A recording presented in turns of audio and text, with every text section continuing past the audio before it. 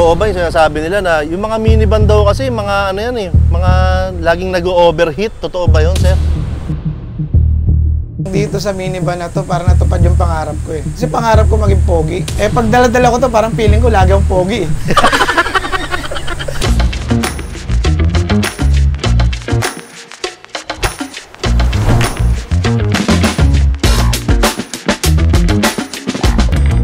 Mabuhay minivan! Buhay minivan! Another buhay minivan episode ngayon mga kaibigan. At ngayon, syempre, kagaya ng alam natin, meron na naman tayong makikita na bagong minivan. At may makikilala na naman tayo na bagong minivan owner. Excited ako kasi balita ako medyo malayo yung pinanggalingan nila. Saan nga ba nakarating nitong mga nakaraan itong minivan na makakausap natin ngayon? So, pag natin patagalin to, puntahan natin sila. Pakinggan natin ang kanilang buhay minivan story. Come on! Ito na ang panibagong minivan na makikilala natin. At syempre, andito yung... Dito ka, sir. Lapit ka, sir. Huwag mahiya, sir. Sa'yo to. Ayan, ito si sir. Sir, ano pangalan mo, sir? Joven po, Joven. Si Sir Joven ay taga... Caloocan, Batang Kangkalo. Saan sa Caloocan ka? North Caloocan. Yes, North. Ikaw, sir, si Sir Joven. Joven. At ito, minivan mo to. Yes. Anong pangalan ng minivan mo na to, sir? Tinatawag namin siya Pango. Ano pangalan? Pango. Pango? Okay. Sabi nung anak ko, mukha raw Pango eh. Si Pango ay anong unit? Anong... DA64V. Yung pinaka ano lang siya, yung pinaka basic ba? Basic. Kasi yun talaga yung gusto namin eh. Simple lang. Yun talaga. Gaano katagal na si Pango sa inyo, sir? Nabili namin siya March eh. Buwan pa lang, March parang. Ano itong March lang? Hindi March. Kailan ba? Nakalimutan ko. Ano ba? Ano pa lang ngayon? May 4 pa lang ngayon. May 4 ngayon, guys. May 4. Parang March nga po. Nakalimutan ano ko. Ano ba? Tanong mo na, sir, para sigurado. Ayan, habang tinatanong ni sir, papakita ko muna sa inyo itong bagong release na t-shirt galing sa Aprobado Sports Department Design. Boom! Pasok yun, boy! Ito kasi ay, siya talaga nakapangalan ito eh. Kailan ba natin binili ito? January po. January. Oo. Ano sinasabi mong April mo kinuha? Ano, baka may iba ka pang sasakyan na hindi alam ni ma'am, ha? Hindi ko ba, nakalimutan ko eh. Nakalimutan mo. January na. January. Yes. Sige. Ayan, si ma'am, kaway ka na rin. Nagpakita ka na eh. Ayan, okay. February, March, April, May. 4 months. Yes. Sa loob ng 4 months, sir, saan nyo na nadala itong si Pango? Ay, marami na. Dinala namin to Zambales. Tapos dinala na rin namin to ng Ilocos Norte. Ilocos Norte? Yes. Yan yung pinuntahan nyo kahapon lang? Oo, kauwi lang namin kahapon. 4 na araw kami ron. Ayan, kasi nagsisend sa akin ng update si sir. Nasa Ilocos nga sila. Yun ba yung pinakamalayo niyang narating? Yes. Ilocos Norte. Yes. Napakalayong biyahe nun. Yan, layo talaga. Kumusta naman yung biyahe, sir? Smooth lang. Talagang itong minivan kasi, dami nagtatanong kung makakaabot ba sa mga ganong lugar, makakapasok ba na expressway. Yun, talaga totoo talaga siya. Mararating mo talaga kahit saan gagamit tong minivan na to. Sir, di ba yung hindi lang siya basta long drive eh. May mga ahonan din eh. Bandang norte, marami. Kumusta yung mga ahonan dun sa norte? Kayang-kaya. Hindi lang ganun kalakas kagaya ng ibang sasakyan, pero kayang-kaya mga ahonan. Kayang-kaya. Malakas, siya, kumbaga reliable talaga siya. Ilan kayo, sir, na bumiyahe nung nag-Ilocos kayo nitong nakaraan? Kasama ko yung pamilya ko, 2 anak ko, asawa ko, tapos marami kaming karga, puro karga sa likod. Loaded yung likod. Loaded talaga, punong-puno yan. Loaded, tapos kasama ko pa yung mga bata. Yun lang kinuwento mo na ikaw, si ma'am, tapos yung 2 bata. Yes. 4 na kagad yun. 4 na. Tapos syempre, yung 4 na tao na yun, may mga gamit yan. Yes, oo. Walang naging problema. Wala naging problema, kahit check engine, wala. Totoo ba yung sinasabi nila na yung mga minivan daw kasi, mga ano yan eh, mga laging nag-overheat? Totoo ba yun, sir? Sa akin, wala pa ako naramdaman, wala pa ako na-experience. Simula nung ginamit ko to, hindi to na-overheat. Talagang nasa ano rin talaga, syempre, bago ka bumili, i-check mo yan. So far, wala ako naranasan ng overheat dito. Nasagot na natin yung ano. Wala. Kasi may mga nagsasabi dyan, nag-overheat daw yung minivan. Lahat naman ng sasakyan nag-overheat kung hindi nila alagaan eh. Yun ang mismong punto. Huwag nyong isisi sa minivan kung nag-overheat yung sasakyan nyo. Tama. Sports lang. Ganda yan, bago ha. Ganda, sir. Oo, Buka ganda. na, sir. Meron kami dyan. Pwede ko bang malaman kung ano yung sasakyan na pinanggalingan nyo bago kayo nagkaroon ng minivan? Ito talaga yung una namin sasakyan. Una, pamotor-motor lang kami nung asawa ko. Pangarap namin magkaroon ng sasakyan. Kasi nga, yung anak namin, di namin mapasyal. Kaya nga, ito nga yung pangarap namin. Ito yung binigay sa amin ng may taas.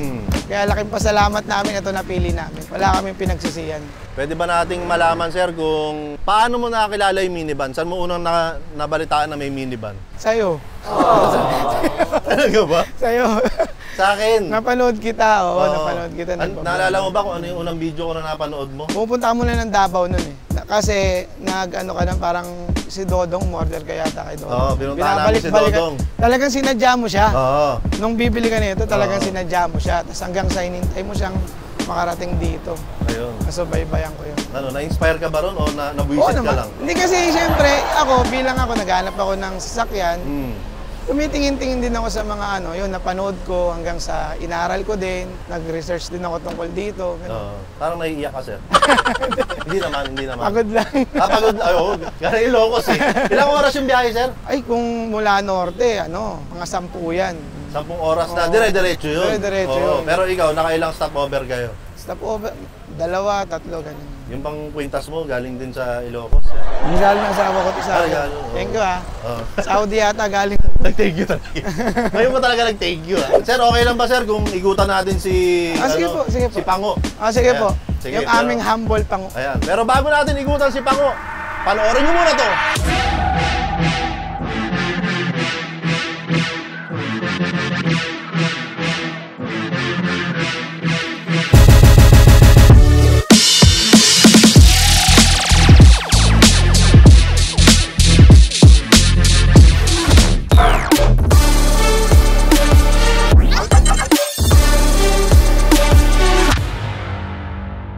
Ayun na sir, napanood mo ba yun? Ganda no? Hindi niya alam kung ano yung nag-play eh. Eto na sir, kilalanin na natin ang itsura ni Pango. DA64V yes. Na 4x2 basta automatic. basic unit lang, basic unit. Etong kulay na to sir, unang-una, ano ang tawag sa ganitong kulay? Nakalagay sa registro nito Savannah Orange. Savannah Orange? Yes, Savannah. Parang gold na. Parang gold na. Oo, pero sa papel ang nakalagay ay Savannah Orange. Ayan. Ikaw ba ang pumili ng kulay na to? Hindi. Bulong mo lang sir, sino pumili ng kulay? Hindi, may kulay na yan talaga nung binili namin. Saan nyo pala nabili to? Sa Bulacan. Kasi dealer, parang dealer na lang siya. Noong time na naghahanap na kami ng sakyan, may nakita ako sa Bulacan. Pinuntahan namin, nagustuhan ng asawa ko. Mahilig kasi sa dilaw yun. So, si ma'am ang nagkagusto, nagustuhan niya. And syempre, bilang ikaw ay isa kang mabuting asawa, papayag ka na rin. Sabi nga, pag ayaw mo ng gulo, sundin mo asawa mo. Tama yun.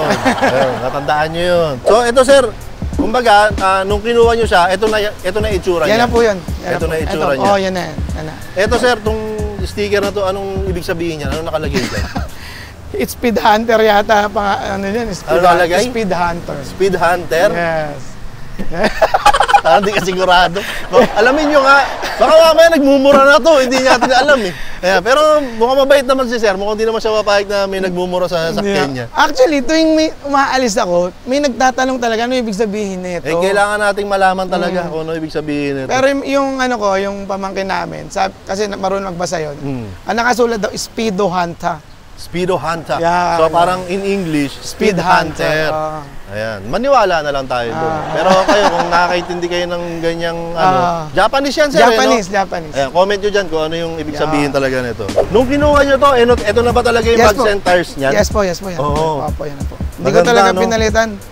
Kasi matipid pag ganyan lang gulong eh. So itong gulong na to, galing na ng Ilocos yan? Opo. Tindi. Sambales, Ilocos. Opo. Ayan, pwede ka bang buksan to, sir? Opo, sige po. Natin. Teka, may nakasulat na naman dito. Ito, ano naman ang ibig sabihin nito? Ano yan? Parang sa drag race, parang gano'n. Drag race naman. So, Speed Hunter. Parang drip pala, drip. Drip naman to. Speed Hunter, drip naman dito. Okay. Tingnan ko, sir, ha? Uy, malamig ang aircon. Ayan, DA64V. Pero parang social yung, parang hindi pang 64B to. Nagpalit na kayo ng upuan. Hindi pang 64B na upuan to, sir. Yes po. Oo. So, ayan, parang captain seat na eh. May kapitan eh. Di ba? Ayan, tapos may baraha ka dito. Ba't may bago kang baraha? Nagmamagic ka ba? Ginamit ko sa pintura yan. Nakalimutan ko. Sa pintura? Opo. Di ka nagmamagic? Hindi. Nagbabangka? Mali mo nga nagbabangka. Minsan baka pag naiinip sa laot, di ba, nagbabaraha din. Ayan. So, yun yung una ko makapansin. Tapos, ito medyo initeman lang nila yung dashboard. Bukod doon ay maganda, parang all original naman. Yung ceiling ay medyo dark na gray lang, ang nilagay.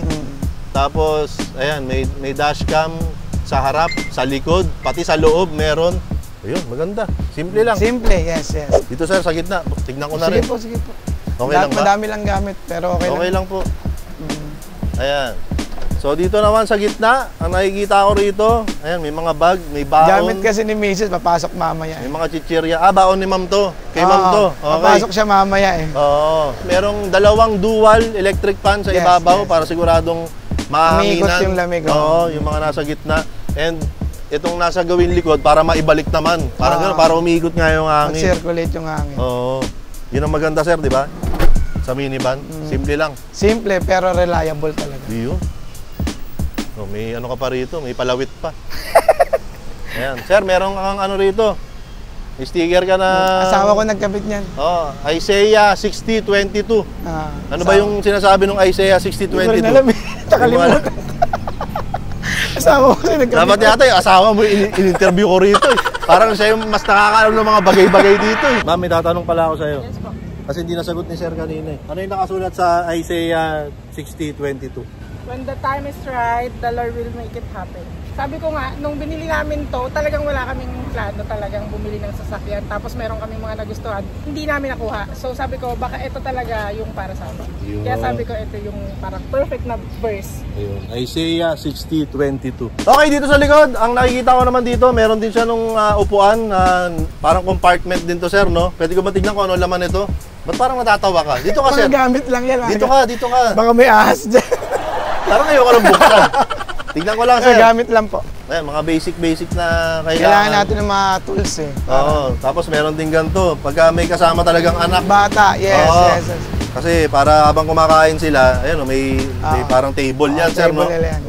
Baso, tissue. Yes, para kung sakaling merong mapawisan, kailangan mag-CR, gano'n. Oo. Tapos may ano ka rito? Ano to? Isaw. Ha?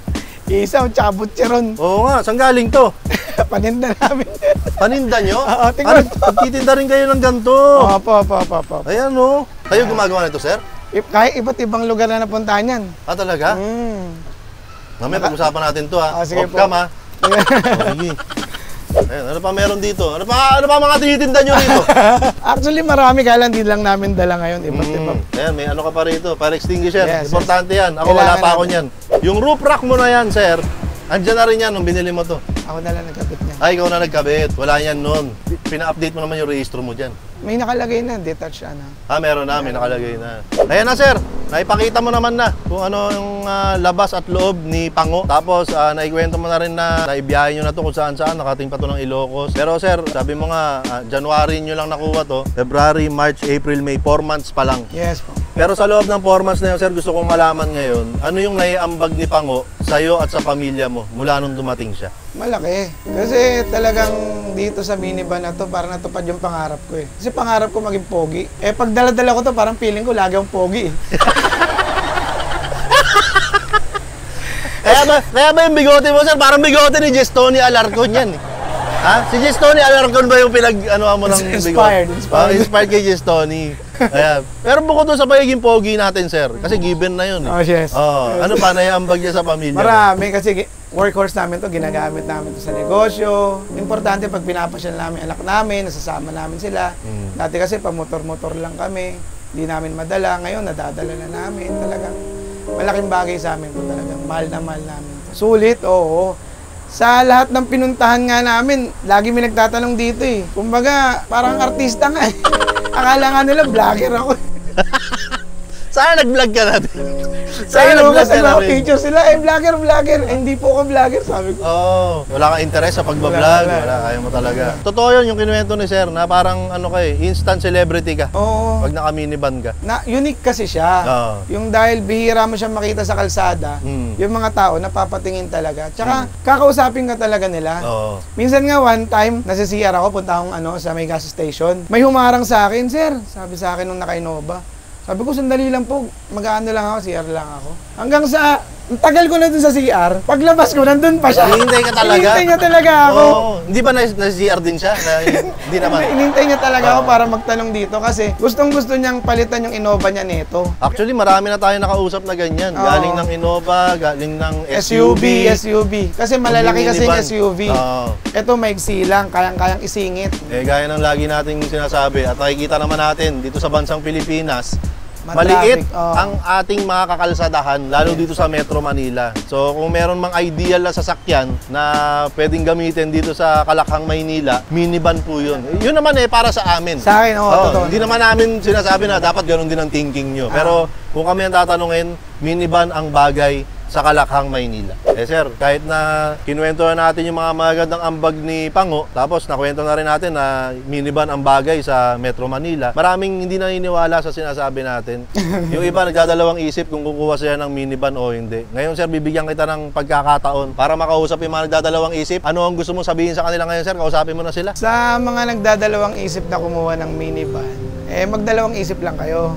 Kasi totoo naman yun, pag-isipan nyo maigi kung nababagay ba talaga to sa pangangailangan nyo. Kasi kami, napili namin to kasi ito talaga yung nababagay sa pamumuhay namin sa nakikita rin namin sa Maynila. Pag-isipan nyo, mag-aral kayo, kung talagang gusto nyo, sige, bumili kayo. Pero bago kayo bumili nito, talagang kailangan pag-isipan nyo maigi. Totoo naman yun. Well, actually, hindi lang naman sa minivan. Sa kahit anong sasakyan. Actually, tama rin, sir. Sa kahit na anong bagay, kailangan bago mo pasukin, pag-isipan mo muna talaga. Diba? Kasi mahirap yung magsisisi ka. Sisi ka sa uli. At ang mas mahirap pa doon sa magsisisi ka, yung mansisisi ka. Diba? Yung may nagsabi sa'yo na, bili ka nito, ganito, ganyan. Sisihin mo. Diba? Hindi. Kumbaga kami, sinishare lang namin kung ano yung idea namin, kung ano yung experience namin. Alam ka namang hindi namin sabihin na, diba, na hindi tayo natuwa, hindi tayo masaya sa minivan natin. Sasabihin talaga namin kung ano yung totoong experience namin. Katulad nila Sir Joben, galing ng Ilocos, kahapon lang umuwi. Tapos ang uwi pa sa North Caloocan, sir, no? North Caloocan. Ayan, so from Ilocos Norte to North Caloocan, north to north ang biyahe niya. Yes. Ayos ba yun, sir? Ayos, Okay sir. ba yun, sir? Ayos. Gusto mo yun, sir? Ganda. Gusto ko Ayos, yun. ayos. Gusto ko rin yung bigote mo, sir. Kamopiyahin ko yan minsan, ha, pagka, pag magtatabas akong bigote. Ba't yun yung bigote mo, sir, pababa? Yung akin patikos. Parang wala sa ayos yung bigote ko. Parang nahahanginan lagi. Ito na tayo, sir. Nandito na tayo sa punto kung saan may binibigay ako sa aking mga nakakasama dito sa Buhay Minivan. Pero gaya ng nangyayari palagi, pupuntahan ko muna kay Raruan kasi si Bukbok nagpapa-check up. Ayan. Diyan ka lang, sir, ha? Sige po. Mag-alas dyan, sir, ha? Pag umalis ka dyan, maulan lang tayo. Makulimlim na, eh. Teka lang, sir, ha? Ayun, nandito pala. Ayan, ito, sir. Mga simpleng maliliit na regalo lang to, para salamat lang. Ito ay ang Huwag Kang Bibili ng Minivan sticker ni Mayor TV. Ayan, black and white yan dahil ito yung version na para sa mga members ng Buhay Minivan Exclusive. Ayan, sir, para sa iyo po yan. And speaking of Buhay Minivan Exclusive, ito naman ang Buhay Minivan Exclusive na keychain galing kay Neil. Maraming salamat, Neil. Shoutout sa'yo. At ito naman ang pinaka-pinag-aagawan, hinahanap pero hindi makita-kita. Ayan, itong Buhay Minivan Exclusive na t-shirt. So available din to sa Shopee, Lazada, TikTok. Hanapin nyo lang yung aprobado. Pero ang mabibili nyo ay Buhay Minivan lang. Kasi yung exclusive version ay exclusive lang sa mga members ng Buhay Minivan Exclusive. Nakakapagod na i-explain yan, pero ayan, buti lang, sir, may nakita akong maliit na size. Ayan, feeling ko kasi sa iyo yan. Ayan. Thank you. Sir, maraming salamat sa iyo, ha. Dumayo ka pa rito. May bibigay din po ako sa inyo. Uy, ano yan? Ito, lagi na lang may bibigay. Nahihiya na ako, eh. Hindi, akin to, eh. Alam na yan, sir. Maliit lang po namin na pasalamat din sa inyo. Paninda namin kasi. Ay, ito yung nakita ko rin kanina. Butcheron tsaka isaw. Butcheron tsaka isaw. Ayan, saan nabibili to? Wala, sa amin lang. Sa bahay nyo, gano'n. Doon kayo nagtitinda sa bahay? Tsaka sa ospital, tsaka sa marami kasi umorder na mga kaibigan. Okay. Small So, business. ito, butcheron tsaka isaw. Maraming salamat, Ito, sir. galing sa norte, souvenir lang sa norte. Uy, Windmill. yung windmill. Yung windmill sa may, Banggi. Sa Manggi? Ah. Paano yun? Nabawasan na. Baka hanapin ng mga Ilocano. Hindi nila mapapansin na kinuha nyo yung isa? Nagpaalam naman. Nagpaalam naman. Ayan, maraming salamat dito, sir. Maraming salamat. Thank you rin po. Sir, maraming salamat ha.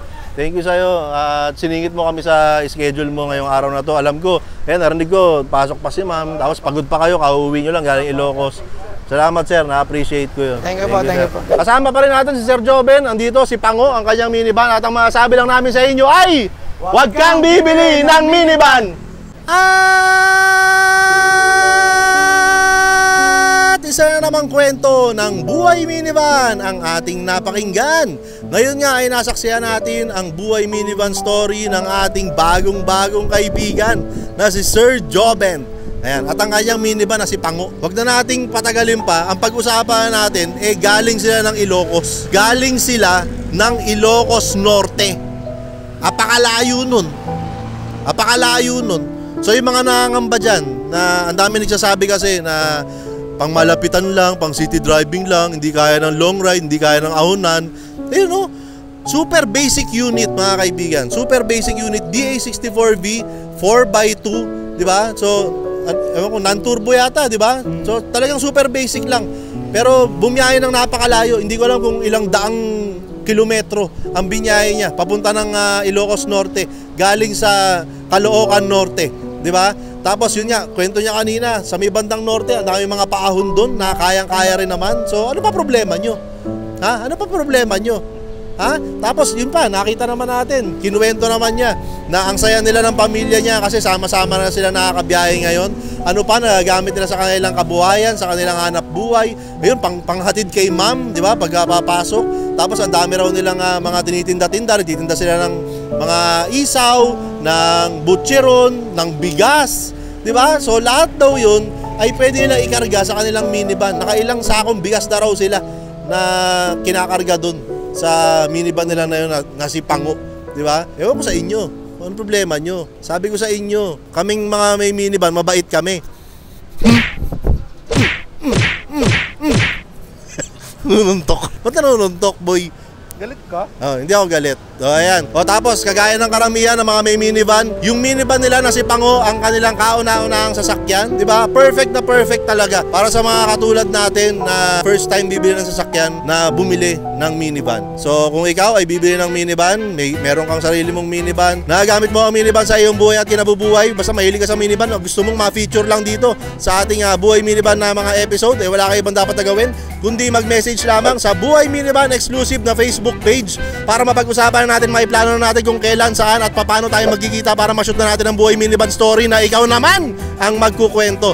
At syempre yung pinamigay natin na t-shirt kanina, Buhay Minivan exclusive, pero ang mabibili nyo online ay Buhay Minivan lang. Available yan sa Shopee, Lazada, TikTok, hanapin nyo lang yung Aprobado. At syempre yung luulit ko, ito yung bagong design na lumabas sa Aprobado. Ito po yung sports department na t-shirt. Ayan, huwag kang pikon, sports lang. Mabibili nyo rin po yan sa Shopee, Lazada, TikTok. Basta hanapin nyo yung Aprobado. O di kaya ay mag-walk-in kayo dito sa Iza Snack.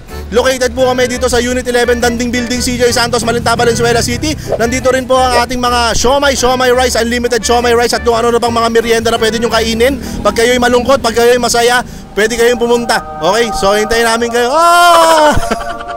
Ayan, syempre huwag niyong kalimutan, puntahan nyo rin yung channel ni Jumbo dahil marami siyang mga aral na i-share. Paano maging isang mabuting kaibigan, mabuting anak, mabuting pinsan, mabuting kapitbahay. So, basta lahat ng kabutihan ng isang tao makikita nyo dun sa channel niya. So, kung mahilig kayo sa mga ganun, makabagbag damdamin na mga content na ang gagawin lang ay mag-shoot ng karera, punta kayo sa channel niya. Punta kayo sa channel niya, okay? Supportahan natin yan. And, ayun lang. Ikaw ma'am, ka rito. May sabihin ka ba? Ito may may kasama tayo rito. Ikaw, may sabihin ka ba? Hello po sa nililigawan ko. Hello sa nililigawan niya. Yun lang, mag-hello ka lang. Wala ka na pang nasabihin doon sa nililigawan mo. Wala na po, wala na. Okay. So ayan, So this has been another episode of Buhay Minivan mga kaibigan. Ako pa rin po si Mayor TV. Andito ako sa harap ng Iza Snack. Ang nasa tapat ko ngayon ay si Raroan dahil si Bukbuk ay nandun pa rin kila Sir Edwin. Pero lalabas na siya bukas. So ayan, gusto ko lang i-share yun. Lalabas na siya bukas. Okay? Kasama natin si Jumbo sa camera. At sa tabi ni Jumbo ay nandyan si Didi. Siya yung nag-edit ngayon na yun yung pinakita ko na nag-hide dun sa nililigawan niya. Yung nililigawan niya kasama niya dito kanina. Tapos habang nag-shoot kami umalis sila. Tapos nung tapos na tsaka siya bumalik. Ayan. Pero, yun. Gaya na sinabi ko na nakarang episode, 3 episode ang shoot namin ngayon. So, tapos na yung una, tapos na yung pangalawa ngayon. At meron pa kaming hihintayin na isa pa. So, sana dun sa pangatlong episode, kasama namin si Didi habang nag-shoot kami. Hindi yung kung kailan tapos na tsaka siya darating. Okay. At ang masasabi namin sa inyo lahat ay huwag kang bibili ng minivan. Okay. So, itong sasakyan na to, ito po ang motor ni Didi. Tandaan niyo yung plate number pagka nakita niyo siya sa daan. Ayan, kumustahin nyo na lang kung sinagot na siya na nililigawan niya. Gano'ng katagal mo na bang nililigawan yun? 2 months na po. 2 months pa lang pala eh. Pero kumusta naman? So far, so good. Biglang interview Okay naman po. Okay naman. Ano yung nagustuhan mo sa kanya? Siya mismo. So ano sa tingin mo yung magugustuhan niya sa'yo? Ako din. Okay guys, andito kami ngayon sa Iza Snack. Punta kayo rito, lalo pag wala kaming gagawin, andito kami. At ngayon, may gagawin kami, andito rin kami. So, hindi, ikaw mag-i-edit nito. Okay, so si Didi mag-i-edit nito. Kaya naman, i-outro mo na yan, Didi!